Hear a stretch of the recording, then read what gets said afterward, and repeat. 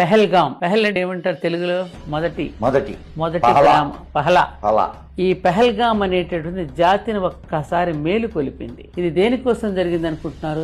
మళ్ళీ ధర్మ సంస్థాపన జరగడానికి జరిగింది. నిజం. ఆనాడు ద్రౌపదిని అవమానపరిస్తే ఏ విధంగా యుద్ధం జరిగిందో, అంతకుముందు త్రేతాయుగంలో సీతాదేవిని అవమానపరిస్తే ఎలా యుద్ధం జరిగిందో, ఒక మాతృమూర్తి యొక్క భర్తను, ముఖ్యంగా అక్కడ ఉన్న వాళ్ళందరినీ కూడా వస్త్రాలు ఊడదీసి వాళ్ళెవరో తెలుసుకుని ఇది మోడీకి చెప్పు అని చెప్పి కాల్ చేశాడే, అక్కడ వస్త్రాలు విప్పినందుకు పరమశివుడు ప్రళయతాండవం చేసి ఆనాడు శక్తిని అవమానపరిచినందుకు, ఏది తన భార్య అయినటువంటి సతీదేవిని అవమానపరిచిన దక్షయజ్ఞం తగలబెట్టి రండిరా, వీరభద్రుడు ఆ జటాజుటాన్ని నేలకు విసిరికొట్టి నాశనం చేసి రండిరా అని చెప్పాడు చూసారా పరమశివుడు.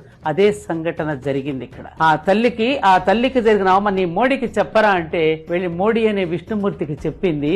విష్ణుమూర్తి సుదర్శన చక్రాన్ని సంధించాడు. ఏమంటారు?